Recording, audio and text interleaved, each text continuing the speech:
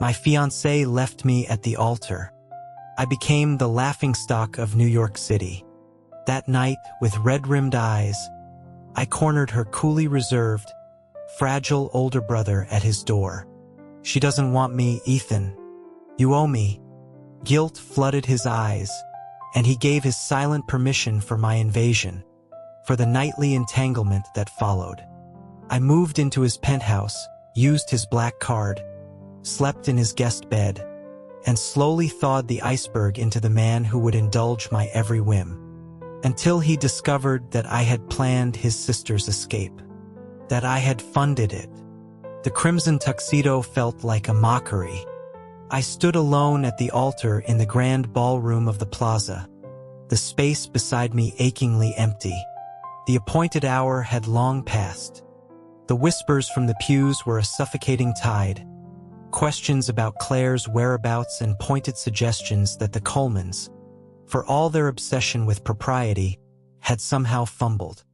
An old rival, Mark Harrison, sidled up, his voice a slick performance of concern that didn't quite mask the malicious glint in his eye. His words were not loud, but they carried, questioning if perhaps she couldn't stomach marrying someone who'd been taken in off the streets. Another voice, belonging to the perpetually slicked-back Adam Jennings, chimed in, his gaze sliming over my frame as he fanned himself. He commented that, were it him, he'd at least want a taste. A wave of snickering followed. My expression hardened, my hands clenching into fists inside my pockets. Claire was my closest friend. I wouldn't let them slander her. But before I could speak, a voice, sharp and cold as winter air, cut through the noise from behind me. It questioned since when my family's affairs were their business. It was Ethan. He wore a simple, tailored black suit, a dusting of travel weariness still on his shoulders, a clear sign he'd rushed back. He strode forward, placing himself between me and the crowd, his broad shoulders a sudden shield against the predatory stares. His gaze was severe. It swept over me first, a flicker of raw anger in his eyes.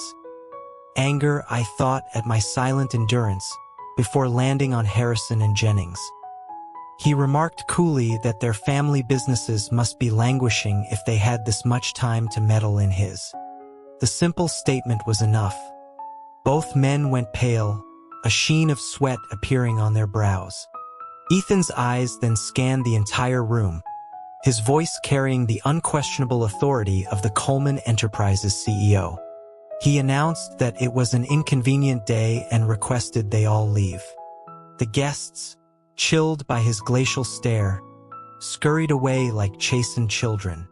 When the vast ballroom was empty but for the two of us, he spun around, his hand seizing my wrist with bruising force. His other hand, however, trembled almost imperceptibly as it lifted my chin, inspecting the cut on my lip where I'd bitten it to keep from shouting. He demanded to know if I would have just stood there and let them tear me apart if he hadn't arrived. I looked up, meeting his gaze with eyes that fought back tears. I apologized in a low voice for tarnishing the Coleman name. He seemed struck speechless. His fingers twitched, but he restrained himself, releasing me. He told me not to be foolish, that it was his failure to protect me. He promised that if anyone ever spoke to me like that again, I shouldn't hold back. He would handle the consequences. But rumors are a plague. Within a day, the story of Claire Coleman's flight was all over the city. I sat by the window of my room, listening to the staff gossip, my face a blank mask as I traced the rim of my coffee mug. My assistant, young and loyal, could barely contain his indignation, stammering about the things people were saying. I asked him calmly what they were saying. He hesitated, then relayed the vicious rumor that I was all for show, that I couldn't satisfy a woman, which was why she ran. My fingers froze on the porcelain. Just then, the door opened and Ethan entered, bringing a gust of cold air with him. He said nothing to me, his sharp gaze falling instead on my assistant. He told the boy to go see HR about his severance. The young man fled in a panic. Ethan then walked to me, took the cold mug from my hands, and replaced it with a steaming one. He summoned the head of household staff and, in front of everyone, issued a series of commands. First, find his sister, ensure her safety, provide her with unlimited funds, but do not bring her back. Tell her that Liam has taken the fall for everything, and she owes him an explanation. Second, inform the Harrison and Jennings families that the $10 million lines of CR they had outstanding were due in full within 3 days. The butler was shocked, murmuring that it would ruin them. I looked at Ethan, worried. The Coleman name already attracted enough envy and clandestine attacks. Openly moving against two of the city's other major families could have serious repercussions.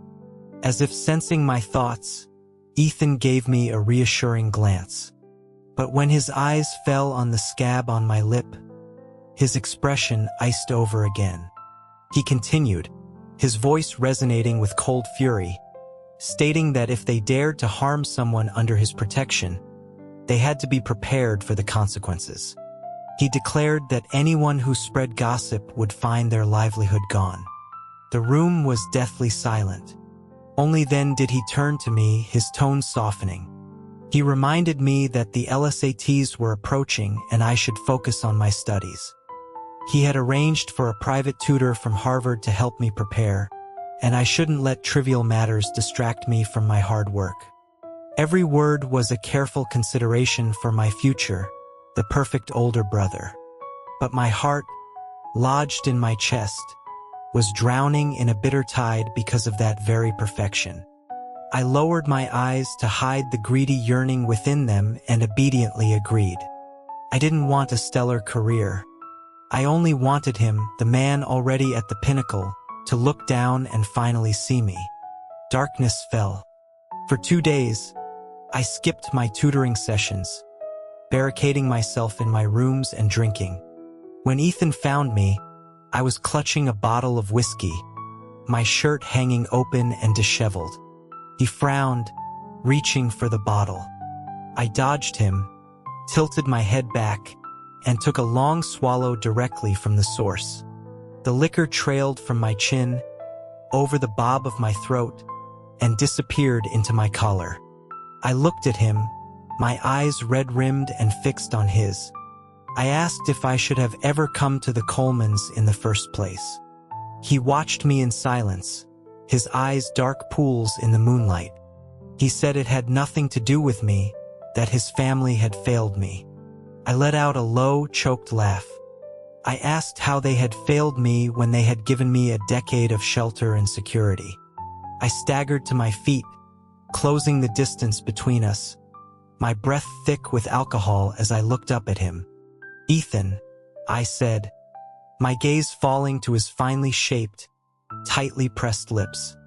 I whispered, asking if, in his heart, I would always be an outsider he had to pity. It was the first time I had ever dropped the pretense of brotherhood. In that moment, I was no longer his de facto brother-in-law. A decade of suppressed emotion finally found a crack to escape through. All I wanted was to pull him from his pedestal and taste whether his lips held the same bitterness as mine. His expression remained unchanged, but the hand that steadied me went rigid. I continued my confession, telling him that when his father brought me to their home 10 years ago, I swore to repay them for the rest of my life. I had studied obsessively, learned the family business, never allowing myself a moment of slack. I thought if I just worked hard enough. My voice trembled, breaking off at the perfect moment. I tilted my head up, eyes red, fighting to keep the moisture from falling. The guilt in Ethan's eyes finally overflowed. He closed his eyes, took a deep breath, and for the first time, pulled me forcefully into his arms. He told me not to be a fool, that the Coleman estate would always be my home. He promised that as long as he was there, no one would ever disrespect or belittle me. He would always be my brother. I buried my face in his neck, greedily inhaling the clean, sandalwood scent of him. Brother, I scoffed internally. My foolish adolescent dreams were of you, and the man I covet nightly is still you. And now, Ethan, you want to be just my brother? Fine. Let's see how long you can keep that up. After all these years, I was finally back in Ethan's wing of the house. But last time we had shared a bed. Now I was relegated to the guest room next door. I hid my disappointment, my eyes devouring the sight of his back as he made the bed for me. I was wrapped in his overcoat, a heated blanket in my lap. Who would have guessed that the formidable CEO of Coleman Enterprises was so domestic in private? My gaze grew bolder, slipping past the open collar of his shirt, tracing the outline of the hard chest beneath the fabric, following the subtle shifts of muscle with his movements. He must have felt my stare, because he suddenly turned. But all he saw was me, seemingly fast asleep, my bare feet curled up on the chaise lounge. Mom? Dad? When are you coming for me? Ethan, don't hate me, I murmured, feigning a nightmare as I let the coat slip from my shoulders. A moment later, my collar was being carefully refastened. Then, my body felt weightless as he lifted me into his arms. As he bent to place me in the bed, my arms and legs shot out, wrapping around him like vines. My lips brushed against his earlobe, leaving a deliberate, damp trace as I whispered nonsensically, "Pretzels, Ethan mine." Ethan's entire body went rigid. He almost roughly tore me off him, stuffing me under the covers. As he spun away, he even tripped over a chair. I had to bite down on the corner of the duvet to muffle my laughter. My dear brother was truly amusing. I knew I couldn't rush things. 5 years ago, my impatience had gotten me banished from his side. This time, I wouldn't make the same mistake. My net had only just been cast. For the next few days, Ethan left early and returned late. I never saw him. His personal assistant informed me respectfully that the CEO was swamped with work and that I shouldn't wait up for him. I looked at the elaborate dinner spread on the table, all his favorite dishes I had painstakingly learned to cook, now cold. A self-mocking smile touched my lips. I told the assistant to clear it away. But he stood rooted to the spot, explaining that the CEO's strict orders were that he could not leave until he had seen me eat. There it was again. He always did this, pushing me away with one hand while meticulously caring for me with the other. Ethan, if you're this soft-hearted, you can't blame this vine for refusing to let go. My face frosted over. And if I don't? In the end, the food was taken away almost untouched. I was certain that every detail would be reported back to him. That night, with my shirt unbuttoned, I sat in the cold spring air, staring towards his study for hours. The next day, I had a high fever. I was delirious, and the maids couldn't get me to take my medicine. The doctor stood by, stroking his beard, reporting that this fever was severe and could damage my lungs if not treated quickly. Ethan dismissed the staff and took the bowl himself. "Liam, be good. Drink the medicine." That careful gentleness pricked at my heart with 1,000 tiny needles. In my haze, I was back to when I first arrived at the Colemans, a stranger in a strange land. I was a boy from the mountains. Everything here made me uncomfortable. I used to wait by the gate every day, hoping my deceased parents would come take me away.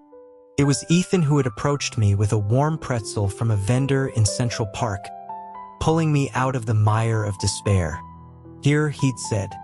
The warm, salty bread in his aristocratic hands seemed impossibly beautiful, impossibly delicious. After that, he took me under his wing, taught me to read, to understand the world. For years, we were inseparable, eating and sleeping in the same spaces. He was clumsy with his hands, so I would tie his hair back for him every morning until a peer joked that we were so close. One might think he was waiting on his little wife. Ethan's face had darkened instantly, and he had snapped the fine wooden comb in his hand. He never tied my hair again, but he started appearing in my dreams in dangerously alluring ways. I woke to stained sheets, panicked and ashamed, and when he noticed my strange behavior, his eyes went cold. "Liam," he said, no longer using my childhood nickname, "you should move to the East Wing. Focus on your exams. Don't waste your talent." A wall went up between us. Now, I swallowed back the wetness in my eyes and weakly turned my head away. The dark liquid trickled down the corner of my mouth. I whispered that I couldn't drink it. "If you don't want to see me, why bother?" He was silent for a moment, then suddenly leaned down. The next thing I knew, a warm softness covered my lips, and the bitter medicine was slowly being transferred into my mouth. My heart shuddered, and I parted my teeth, clinging to him like a drowning man to a raft. He tried to pull back immediately, but I chased after him as if tasting a sweet spring. He recoiled as if shocked, his breathing ragged. He scrubbed at his own lips with the back of his hand, a flicker of deep suspicion in his eyes. I immediately began to squirm, whimpering, "Bitter. Mom, the medicine is so bitter." That sliver of suspicion finally dissolved into a look of resigned indulgence. He sighed, lay down on the bed beside me, fully clothed, and murmured, "Sleep. It won't be bitter when you're asleep." When I woke in the morning, the space beside me was empty. He had abandoned me again. Remembering the way he wiped his mouth, my eyes darkened. He must truly be disgusted by my touch. Then I heard a deeply suppressed cough from the outer room. I looked quietly and saw Ethan, an overcoat thrown over his shoulders, sitting with his back to me at the desk in front of an open window. His shoulders were slumped, showing a rare trace of exhaustion. Beside him was the bowl of medicine I hadn't finished. He had watched over me all night. An unwelcome warmth crept into my heart, but I didn't dare to believe it. Then my gaze fell to his waist. Dangling from his belt loop was a faded, worn leather keychain with a small, carved wooden charm. It was the gift I had spent countless nights carving for him when he turned 18.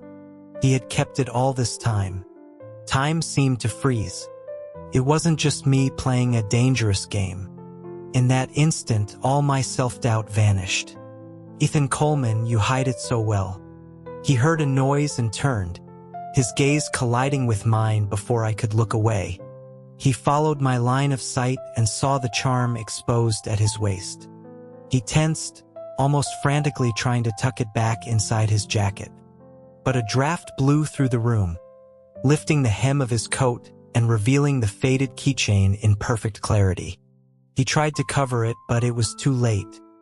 He stood up, his voice regaining its usual distance, colder than ever. He said it was good my fever was gone, that he had business at the office and I should rest. But I could hear the panic beneath the words. I swung my legs out of bed, beating him to the door and blocking his path. I let my eyes roam over the faint blush on his earlobes. "I'm so glad you've kept this old thing so safe, brother." After that day, I found excuses to be near him constantly. I loved to be in his study while he worked, making his coffee just the way he liked it. I would pretend to be clumsy, letting the dark liquid splash onto his hand. Then I would have to take a napkin and wipe it away for him. His fingers would twitch, and the ink from his expensive fountain pen would blot the document he was signing. Before he could frown, I would step back, an impeccable apology on my face. It was my clumsiness, I'd say. I had disturbed his concentration. I would offer to make him a fresh cup to atone. As I left, I would subtly push the lit candle I always used, scented with vetiver and rose, closer to him, leaving him alone in the ruined quiet, enveloped in my scent. When I returned with the fresh coffee, I would feign a stumble, and the hot liquid would splash down my own shirt front. The thin fabric instantly became transparent, clinging to my skin. I met his gaze without flinching, my tone innocent but the implication clear. My shirt is wet. I'm afraid I'll catch a chill. Please allow me to change here. Without waiting for his permission, I turned my back to him and slowly began to unbutton the soaked garment. The room was silent save for the soft slide of fabric. The breathing behind me suddenly deepened. I could even hear the sound of his sharp swallow. Crash. The sound came from behind me. I glanced over my shoulder to see he had spun around so violently, he'd knocked over his heavy oak chair.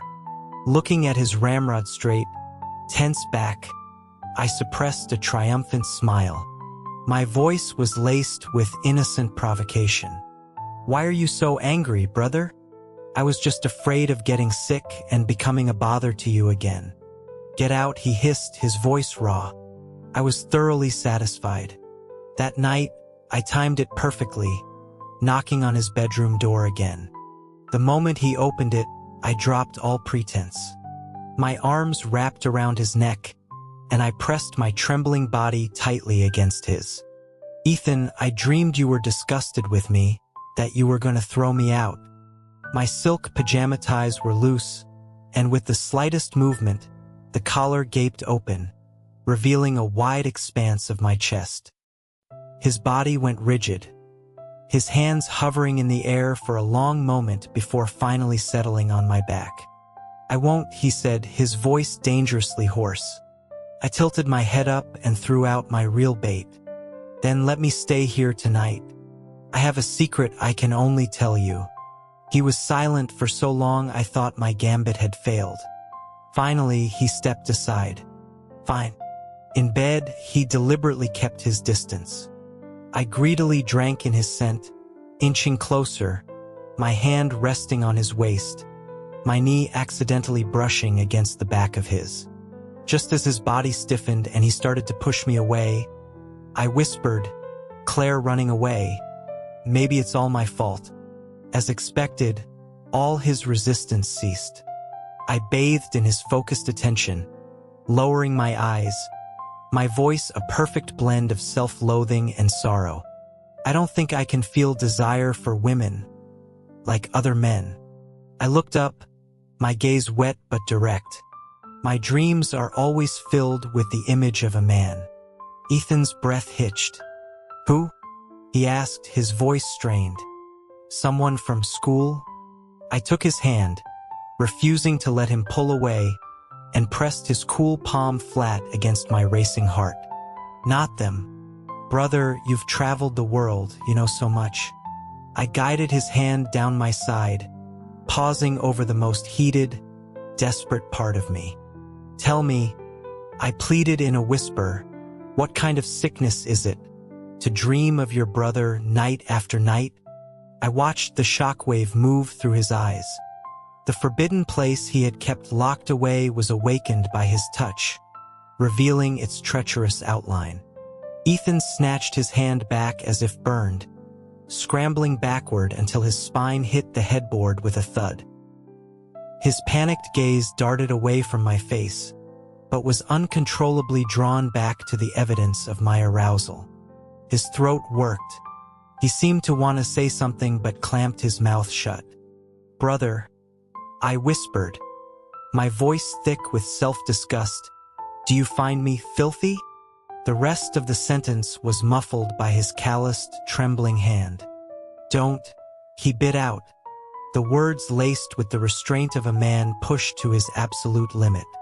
You are not. A fine sheen of sweat broke out on his forehead, catching the dim candlelight and giving him a fragile halo. That perpetually straight spine finally showed signs of collapse. My own throat was dry. I took his retreating hand and pressed it back against the heat I held for him, my voice a siren's call. Then, help me, brother. It only listens to you. The veins on his neck stood out. Where our bodies pressed together, an undeniable heat had already betrayed his own arousal.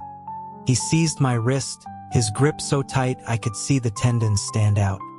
Just as I thought the thread of his control was about to snap completely, he used the last of his strength to pull my pajamas closed, then yanked me hard against his chest. I could feel his heart hammering out of control, a frantic rhythm that matched my own. "Liam," he breathed, his hot breath searing my ear, every word saturated with agonizing restraint. "No, not yet." My heart felt like it was being scratched by a cat. A shiver of indescribable victory ran up my spine. I didn't back down. I pressed closer, my voice a low temptation. "Then let me help you, all right?" I forcefully pried open his clenched fist, weaving my fingers through his, and used that unbreakable grip to pull him down with me onto the silken sheets. "Heaven doesn't know," my lips brushed his, "only you and I know." The candle went out. In the darkness, the cool sandalwood that always clung to him finally merged completely with my sweet, feverish scent of rose. The night was long. At the peak of passion, my consciousness frayed. I clung to his shoulders, the years of repressed obsession spilling out. "I love you." The moment the words left my lips, I felt the scalding body beneath me go utterly still. All the tender passion of the night receded like a tidal wave. The next morning, the place beside me was empty. Only the faint red marks on my wrists proved the night hadn't been just a wild fantasy. Once again, after I had given him everything, he had left me alone. The small spark his passion had ignited in my heart was doused by the cold water of reality before it could ever become a fire. "Ethan, if you feel it too, why must you play the saint, severing the very threads that connect us?" As I was pondering this, a maid I didn't recognize entered with a tray. Her tone was respectful, but her eyes were scrutinizing. "Mr. Liam," the CEO left specific instructions before he left. "You have a sensitive stomach, so I am to watch you finish this entire bowl of oatmeal." On the tray was a bowl of plain, watery oatmeal. The moment I saw it, my stomach clenched. He knew I never ate oatmeal, a holdover from years of poverty and famine. These weren't his instructions. "You're new," I stated, not a question. She lowered her eyes, her answer seamless. She explained she used to work for Mrs. Coleman, who was distraught over her daughter and worried about neglecting the CEO. So she had been assigned to his service. The Harrisons, I thought. Their influence ran deep. "Take it away," I said coldly. "I don't eat oatmeal." The maid's eyes flickered. She bowed her head and obediently removed the tray. But on the table, she had left a single folded note. I opened it. Just one line. "Claire is a guest of mine. If you want her to remain safe, come alone to the private room at Delmonico's." Tucked inside was a pearl hairpin. It was the gift Mrs. Coleman had given Claire for her 21st birthday. She never took it off. It was Mark Harrison. He had dared to touch Claire. The hairpin felt cold in my palm, a chill spreading from my core before being consumed by a flood of memory. When Mrs. Coleman had produced my father's dying wish, a written request that Claire and I marry, she told me my father had sworn an oath at my parents' graves. The two families had to be joined, or his soul would know no peace, and the Coleman family's fortunes would suffer. I couldn't refuse her. That night, Claire had knocked on my door. "Liam, you have to help me," she'd pleaded, grabbing my sleeve, her eyes filled with desperate resolve. She explained her mother wanted the marriage for the sake of the family line, to honor her father's wish, but it wasn't what she wanted. She had studied medicine for years, not to be a housewife. but to serve where she was needed. With the escalating conflicts overseas, there were countless casualties. That was her place. She told me General Matthews's unit was deploying in 3 days, and she had to be with them. She looked at me, her gaze clear and firm. "Liam, you know better than anyone that none of the 3 of us will be happy trapped in this marriage. Helping me leave isn't just for my sake. It's for yours and for Ethan's." She then added softly, "With certainty, my brother claims he can't have children. You honestly don't know who that's for, do you?" Her words exposed the secret thoughts I didn't dare confront and ignited a hope I didn't dare hold. Claire was my best friend, the only person in the Coleman family who saw through me and was willing to help me. I couldn't let her be endangered because of me. "Mark Harrison, you've touched the one person you never should have." On my way out, I ran into Mrs. Coleman in the gallery. Her temples were threaded with silver, and no amount of makeup could hide the dark circles under her eyes. But the look she gave me, the concern in it, was more genuine and lucid than it had ever been. It was the first time I had seen her in the 3 months since Claire's departure. I felt a pang of fear, unable to move forward, unable to turn away. "Liam," she called softly, "come here." I went to her. Her cool hand took mine as she studied my face. "You've gotten thin," she sighed, the sound heavy with unspoken exhaustion. "That stubborn fool, Ethan. If he's given you any trouble, I'll deal with him for you." A wave of emotion washed over me, and I almost blurted out everything about Claire. But she seemed to see my struggle, patting my hand gently, her gaze kind and forgiving. "The gossip in this house, I've heard it all. You poor children. I've done a lot of thinking these past few months." She and my adoptive father had been together their whole lives, and all they had ever wanted was for their children to be safe and happy. Her voice faltered, then grew firm, as if a great weight had been lifted. Reputation, dying wishes, oaths, none of it mattered more than her children's happiness. She just wanted us to be free of these shackles and live as we wished.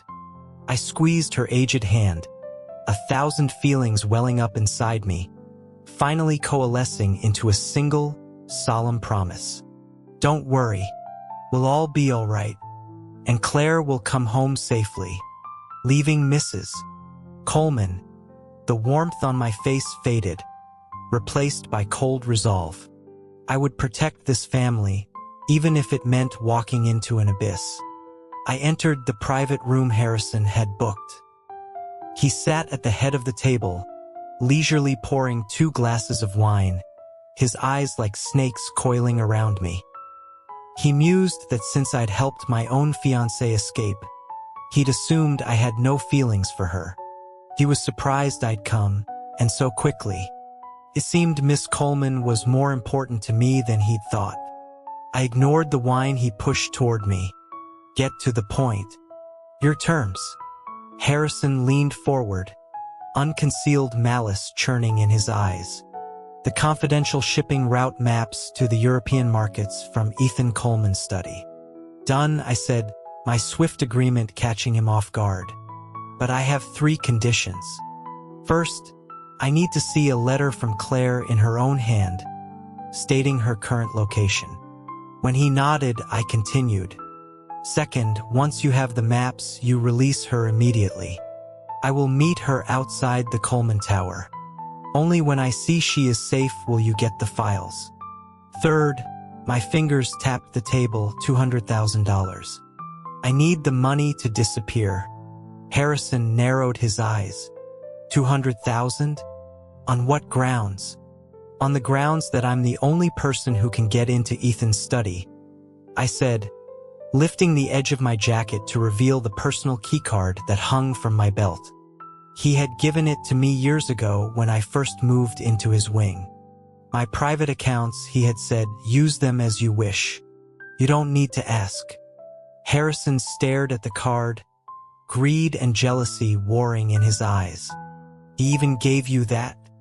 When the Colemans were struggling, I offered half the Harrison fortune for one night with him. He spat on my offer and threw me out. I fought back my disgust at his delusion and cut him off coldly. My terms. Yes or no? Fine, Harrison laughed, but there was no mirth in his eyes. Ethan Coleman trusts you with his life and fortune. He's given you everything, Liam. Do you truly feel nothing for him? I knew it was the final test. Since he'd already tried me with the oatmeal, I met his gaze and unleashed years of manufactured resentment. Everything he's given me is just repayment for what the Colemans owe me. If they hadn't been so late, my parents wouldn't have died. Mr. Harrison, if you had ever experienced a famine where people trade children for food, you would understand that delayed kindness is crueler than a knife. Harrison's lips twisted into a strange smile. Click. A faint sound came from the wall behind me. A terrible premonition washed over me. Harrison's malicious voice seemed to come from far away. Oh, my mistake. I was so caught up in our chat, I forgot Ethan was in the next room. I went rigid, slowly turning my head. The decorative landscape painting on the wall was splitting down the middle. Ethan stood in the gap. His face was a blank mask. His eyes, the ones that always watched me with such intensity, were now utterly dead. I opened my mouth, but no sound came out. Ethan's gaze was a physical weight, pinning me in place. He didn't spare Harrison a single glance. "Are you finished?" he asked. Both Harrison and I flinched. He walked toward me, ignoring Harrison completely, and stopped directly in front of me. He raised a hand and wiped my lower lip with his thumb, the gesture both punishing and intimate. "Home," he said, his eyes locked on mine, leaving no room for argument. "Now," Harrison shot to his feet, protesting. "Ethan, my offer still stands. Think about your sister." Ethan finally turned his head. His eyes were like ancient ice, freezing the rest of Harrison's words in his throat. "If a single hair on my sister's head is harmed, I will dig up your family's graves, inch by inch. I will see to it that the Harrison name is erased from this city." The murderous intent in his gaze drained the blood from Harrison's face. "As for you," his eyes returned to me, swirling with a dark current I couldn't read. "We'll settle your account at home." With that, he grabbed my wrist, his grip unyielding, and forcibly dragged me out of the room in front of a stunned Mark Harrison. In the car on the way back, the small space was thick with a suffocating silence. Ethan still held my wrist, his cool eyes terrifyingly deep. My heart was in my throat. Was he disgusted by my deceit? Or, I started to explain that I was trying to rescue Claire. That she was... "I know," he interrupted, his thumb stroking the red marks on my wrist, his voice dangerously low. "My people found her the moment you stepped into that restaurant. Did you really think she could have rendezvoused with General Matthews's unit without my people watching her back?" He knew everything. So my seductions, the heart-stabbing things I just said, what were they to him? A profound sense of humiliation, of being a fool who thought he was clever, seized me. I was once again the clumsy understudy who could never keep up, who could never truly help him. Then why did you stand there and listen to me say all those things? The pressure on my wrist tightened. "Don't you have anything else you want to say to me?" His voice was low, each word forced through his teeth. Anything else? Did he want an explanation for my claims of hatred? Yes, I had hated the Colemans once. I hated their delayed response, hated fate for making me an orphan. My farmer parents had saved his father from bandits, sheltering him, even selling their land to give him travel money. His father left them the family signet ring, promising a union between their children. My parents were simple people and didn't think much of it. But then drought and plague swept through our town. After much debate, they sent a letter to the Colemans, begging for a small loan to buy food. By the time his father arrived with a reply, they were dead. If only they had been one day sooner. That thought had been a snake coiling in my heart for years. But the Colemans had treated me like a son, and Ethan had cherished me for a decade. The hatred had long since dissolved. It was just an excuse I used to fool myself, never a weapon to be used against him. The words churned in my throat, but I didn't know how to say them. In the end, there was only silence. My silence seemed to fuel his suppressed rage. The moment we arrived at the penthouse, he dragged me straight to his bedroom, slammed the door, and threw the bolt. "Ethan," I began, frightened by this unprecedented loss of control. "Don't call me that," he snarled, pulling at his collar, his eyes wild with a caged madness. "The moment you started planning your escape from me, I decided I was never letting you go." His words, stripped of all pretense, pinned me to the spot. I looked at the storm gathering in his eyes, and my own heart quaked. That was what he cared about. I never wanted to leave. I grabbed his hand, my voice trembling as I rushed to confess.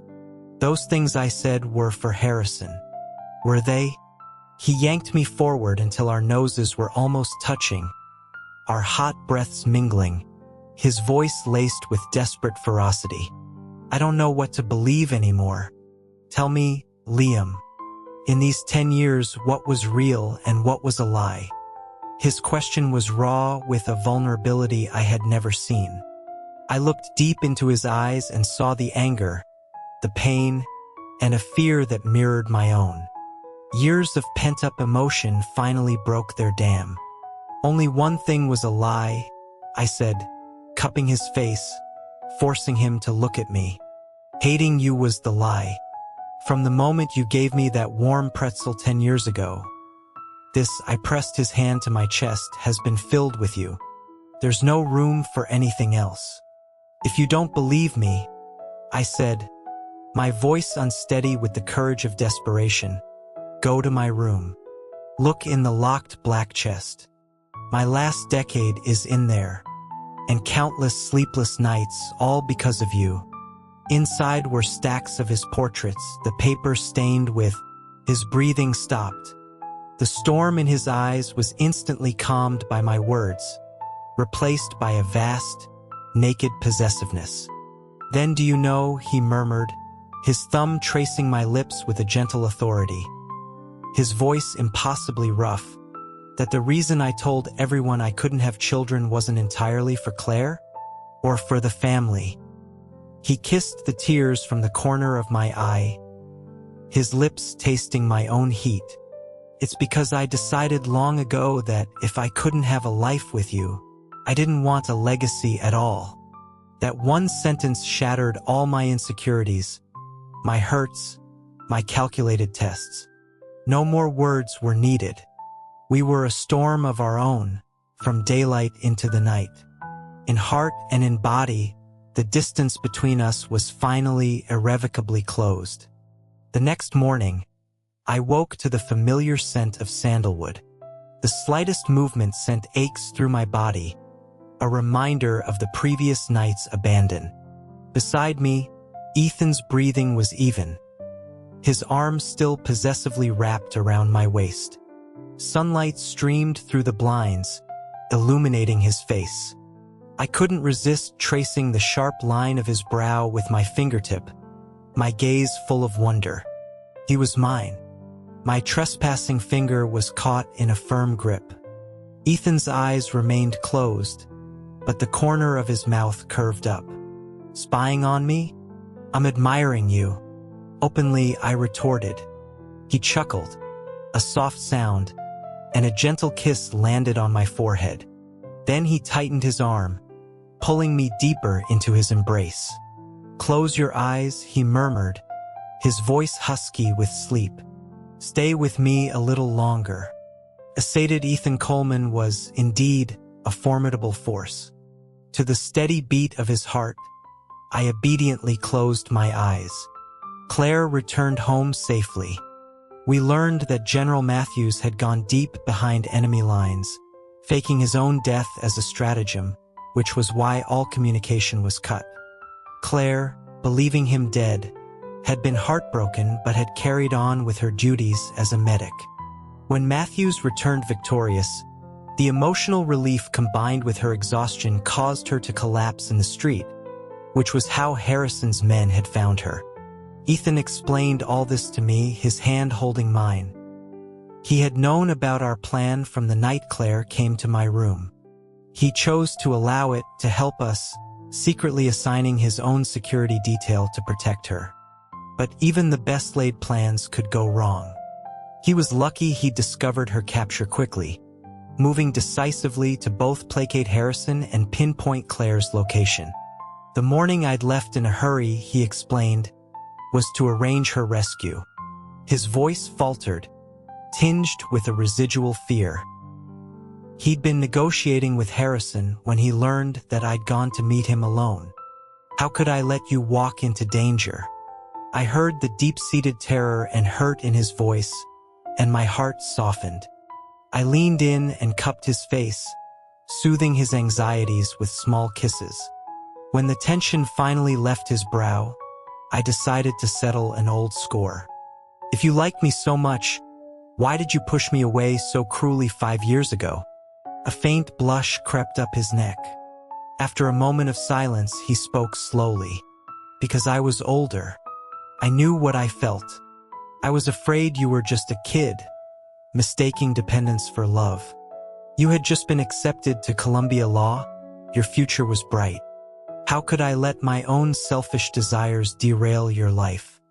I raised an eyebrow, leaning close to his ear, my voice a seductive taunt. Well, now I have no interest in being a lawyer. I just want to be a quiet professor. Does the great CEO of Coleman Enterprises think I'm not good enough for him anymore? His eyes darkened, and his hand landed on my hip in a pat. Nonsense. The mock punishment only fueled my desire to conquer him.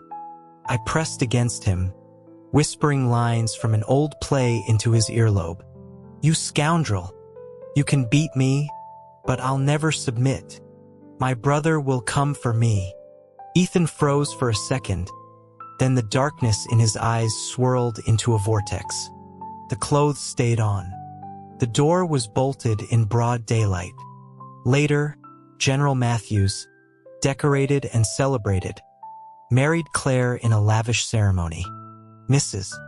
Coleman, her greatest wish fulfilled, was all smiles. I opened a non-profit foundation, hiring teachers to educate homeless children. As for the Harrisons, Ethan kept his promise. Their assets were systematically absorbed by Coleman Enterprises, and their name vanished from the New York business world. In the years that followed, we traveled the world together, opening new trade routes for the government, our legacy secured. In our twilight years under a warm setting sun, I held his hand, our fingers intertwined, and watched the clouds. I asked him with a smile, "Brother, do you think we finally fulfilled my father's wish for our families to be joined forever?" He turned his head, his silver hair like frost, but the way he looked at me was the same as it had been decades ago, when he was just a boy, gentle and certain. He smiled and answered softly, "It was his spirit, watching over us, that let me wait for you." Ethan's epilogue: old money, new money, tech money. It didn't matter. In the grand scheme of things, business was the lowest rung on the ladder of power. The Coleman family had been in business for generations, wealthy enough to buy countries, but we were always like children clutching gold in a crowded market, terrified. As the only son, I had one purpose, one great hope placed upon my shoulders from birth: get a law degree, enter politics, and give the family a true shield. The Constitution and Supreme Court precedents were my entire world. My sister, Claire used to talk about the warm pretzels from the vendors in Central Park, how they were the most delicious thing on earth. But what did a pretzel even look like? I sat in my study, staring at my tutor's stern face, and couldn't imagine that salty, buttery warmth. I finally gave in. I climbed over the garden wall. I tasted a warm pretzel, and I tasted the full force of my parents' fury. I knelt in the family chapel for a full day without water. Claire was grounded for covering for me. After that, I never put a foot out of line again, and I never truly smiled again. The family elders would pat my shoulder and praise me. Ethan is so mature now. The Coleman legacy is secure. Then, my father had to go pick up the son of an old acquaintance. It was snowing heavily that day. On a strange impulse, I spoke up. "Father, I'll go with you." In a dilapidated tenement building, I saw Liam. He was like an abandoned kitten, covered in grime and shivering from the cold. But when he looked up, his eyes were startlingly bright. They were full of a kind of hope. What was there in my dull, repressed life for him to admire? In his first few weeks at our home, Liam would wait by the front gate every day, a deathly stillness about him that was terrifying in a child so young. I couldn't bear it. I gave him the only sweet memory I had. After that, I had a little shadow. For years, we were inseparable. I got into the habit of tying back his long, dark hair for him every morning, until a friend of the family joked, "You two are so close. Anyone would think you were waiting on your little wife." The words hit me like a physical blow. My face went dark, and I snapped the wooden comb in my hand. How could I have allowed such a disgusting thought to take root? After that, I stopped doing his hair. But it was when I saw the evidence of manhood on his discarded pajamas that I realized how pathetic my self-deceiving distance truly was. I stopped calling him by his nickname. I made him move out. Later, my father passed away, and the weight of an empire fell on my shoulders. All the filthy lucre he had forbidden me from touching became the very language I had to master to survive. Surrounded by wolves, I had to become colder, more ruthless than any of them. I learned to calculate. I grew accustomed to distance. My sister began to fear me. My mother tiptoed around me. No one in the entire company dared to meet my eyes, except Liam. His eyes were still searingly bright when he looked at me, brighter even than when we first met, and now tinged with a dangerous obsession. My father had arranged a marriage for me once, which I broke off when the family was at its weakest. Once our position was secure, my mother began to fret about my single status. I grew tired of it. I had a doctor draw up a fake diagnosis of infertility. The world finally went quiet. But then my mother turned her attention to Claire and Liam. They were childhood sweethearts. It should have been a perfect match. But the bitterness that bloomed in my heart consumed everything. The craziest thing I've ever done was to silently permit his methodical seduction. When he pretended to be drunk, I played along. When he invaded my space, I let the gates stand open. When he mumbled in his sickbed, I leaned in and gave him his medicine. My rational mind told me this was a perversion, a path to ruin. But when he looked at me with those wet, pleading eyes, when he covered my cold hand with his burning one, the walls I had spent years building turned to dust. He thought he was the hunter, setting his traps one by one. He never knew I was the willing captive, walking into his net all along. Liam, in this uninteresting world, you are my only selfish thought.